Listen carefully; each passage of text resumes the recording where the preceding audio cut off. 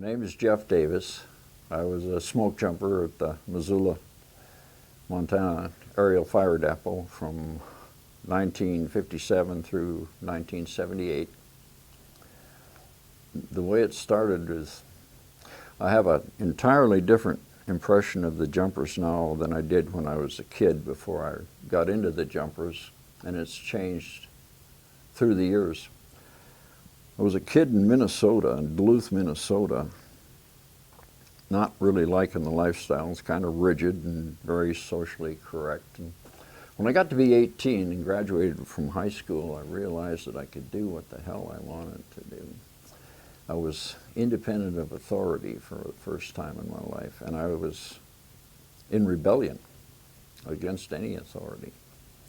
So when I graduated from high school, I was supposed to go to college and be something like a CPA or something and raise 2.3 kids and live in a house with a white picket fence and all that bullshit, and it just didn't. So I wrote the Forest Service out west. My vision was out west. I'd never been 10 miles out of Minnesota flatland country. And I wrote 4 or 5 letters of application for summer jobs with the Forest Service. And I was accepted in a couple of them. One was the Olympic Peninsula in Washington, and the other was on a district out of Thompson Falls, Montana. And I, for whatever reason, just drew one out of the hat, and I picked Thompson Falls. And I remember I went out there on a gray dog bus, and I was just absolutely, I'd never seen a mountain before. I'd never seen a pea pine. I'd never seen any tall timber. And I was just enchanted. I was like a kid that went to a Walt Disney movie. I just, that was my mindset. And when I got out there to Thompson Falls, they put me up on a lookout, and it was Priscilla Peak Lookout. It was high up above timberline, but the neat thing about it was 5-mile horseback trail in there. No tourists, no people ever got in that place. And I spent all summer up there by myself with just the critters. We had cougars and mountain goats and mountain lions, and cooking yourself on a wood stove. And I just now this exotic was getting even richer. I just couldn't believe this. I thought it was in a dream world. So of course my job is calling in smokes. One day I called one, and we didn't have radios, we just had telephones. And I called one in to dispatch in Thompson Falls, and they says, we're going to send smoke jumpers on this one. And I says, what the hell is a smoke jumper?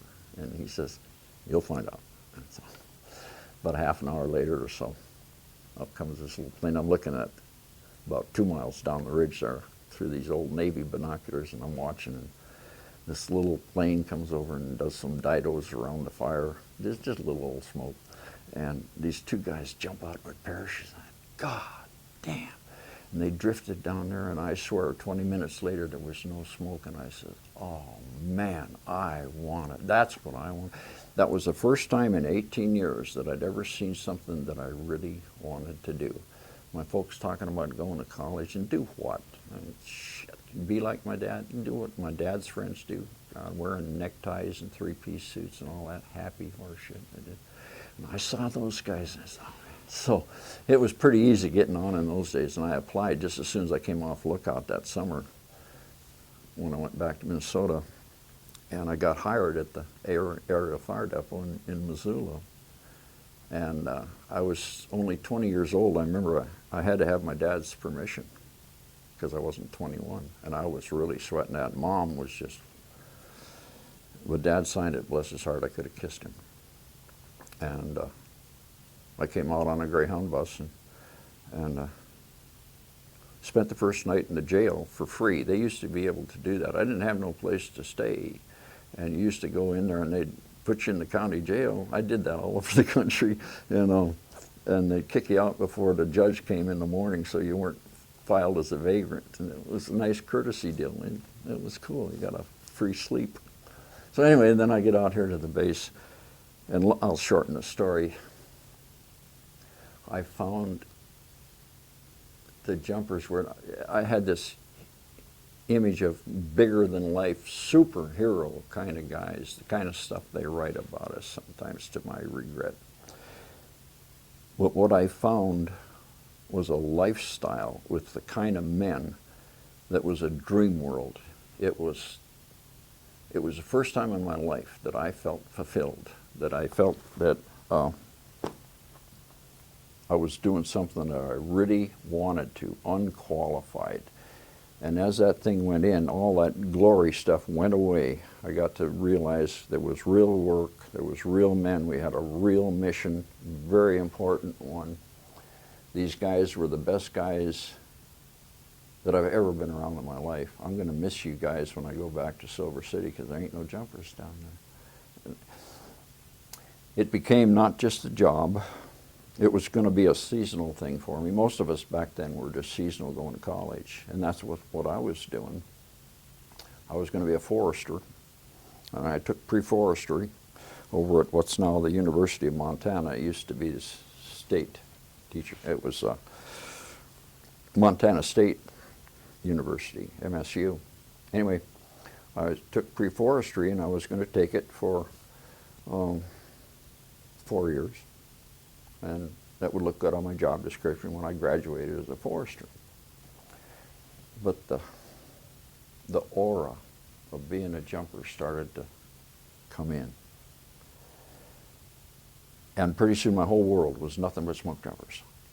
There was exclusion of everything else. If it wasn't a smoke jumper, I wouldn't even know who you were. I wouldn't even talk to you.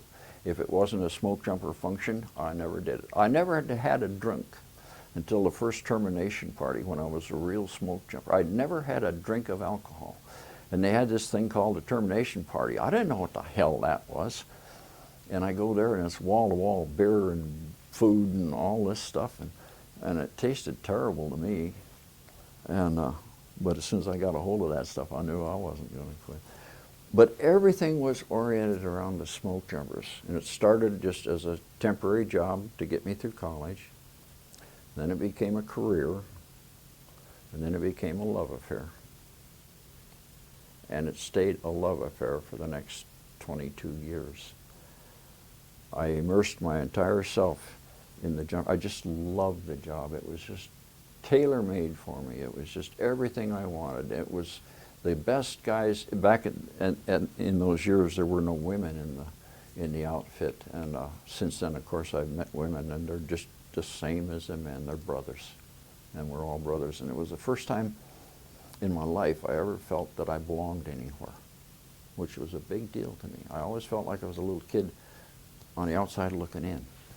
And I got in the jumpers and started inhaling the smoke jumper scene, and I just couldn't get enough. And I saturated myself with it, long story short, for the next 22 years.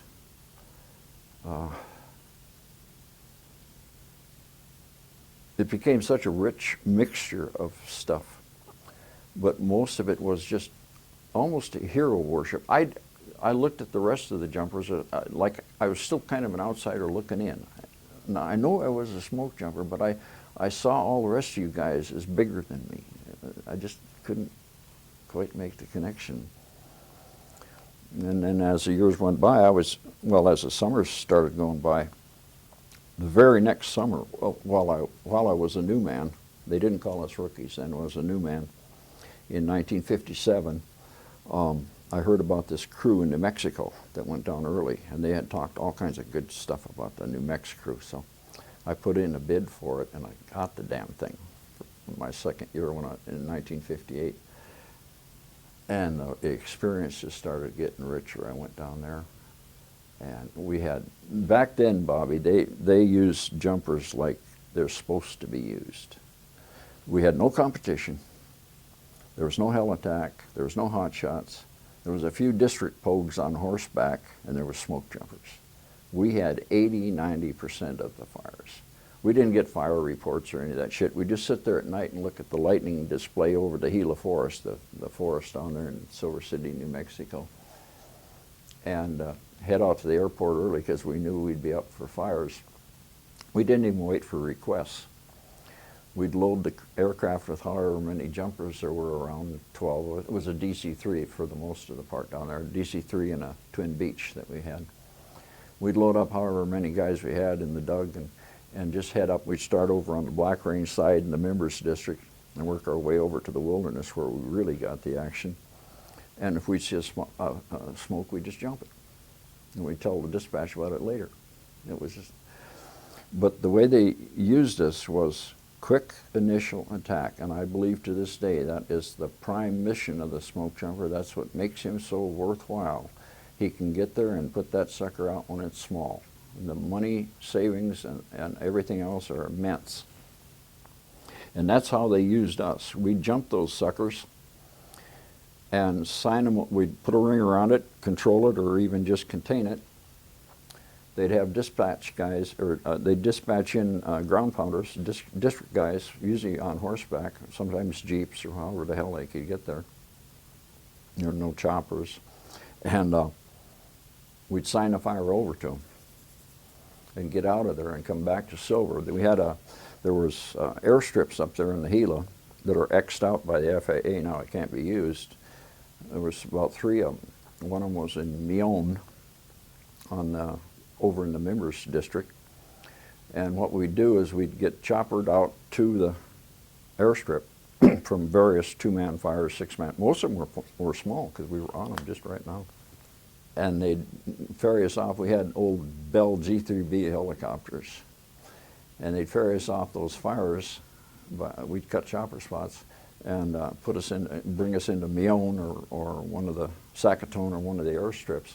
And then a Twin Beach would come in there and pick us all up and haul our ass back to Silver. And we'd land as close to town as we could. The dormitory was in Silver City then. And we used a Whiskey Creek strip, and it's called Turner Airport. It's south of town on 90, just barely out of town, but it was called Dogleg Strip because it was a crooked landing strip there. Anyway, they'd ferry us back there by Twin Bitch, and there'd be a pickup truck. We had radios, and we had a pickup truck waiting for us and haul our ass back to the base in town, jump in another pickup truck and head for the airport. 2 jumpers, one from Missoula. He was project superintendent up here, Larry Eisman, and another salty old jumper from McCall named Jim Crockett made 3 fire jumps in one day. And that's a record that's never, ever going to be beat. They made 3 fire jumps in one day because of this process of using us like jumpers were intended to be used. Of course, fire management, we called it fire control back then, and that's telling. The methodology then, the ideology was that we put them all out, unlike today. It was real simple. It was erroneous. It didn't work either. It was not the way to fly. There has to be a marriage of all that. But it was so simple. You put them all out. So therefore the value of the jumper was enhanced because obviously it doesn't take a rocket science. The quicker you can get on the thing, the smaller it is, the quicker you can put it out and get on to the next. And it was common for us to get 15 to 20 fire jumps a man per summer down there in 2 months. That was standard drill. It's the way jumpers were meant to be used. If there's a God in heaven and there was smoke jumpers going today, they'd use us guys that way. They're not designed to be sitting around and going on pounder fires and stuff like that. Anyway, I digress. So it became a love affair. And it embraced me and swallowed me, and there was nothing else I ever thought lived or breathed until I busted up in '78 and retired out and wondered what the hell I was going to do with myself. I'd kind of made the mistake of becoming what I did. And when I couldn't do it anymore, I disappeared. There was no Jeff. It was kind of a silly mistake, but that's what I became. I was a smoke jumper. And when I couldn't jump, there was no life. I didn't even exist, that kind of the hole in the donut. And it took me a number of years to kind of crawl up out of that. And 35 years went by, and it's only been within the last 10 years that I kind of come out of that self-created world of being a jumper and realized that A, It really was a very unusual job, kind of way back to where I had started, that you guys are bigger than life. And that you are heroes in my world. You really are, Bobby. And it was a rather unusual way to go to work. It wasn't all glamorous. Some of it was boring as hell, and some of it was paid vacations. I couldn't believe, I can give you an example, and I will. But it was a mixture of all of this. And I started to see it as a very unique career. And it became more and more precious to me, and that's what I'm trying to do today is and thanks to you, Bethany, to help us keep and preserve the heritage of the smoke jumpers, to keep it alive and rich and well, because we're dinosaurs. And I know the day is coming when we probably won't exist anymore. I don't know where the policies are going to go with the Forest Service. It's up to the hands of the money makers and the politicians, I'm sure.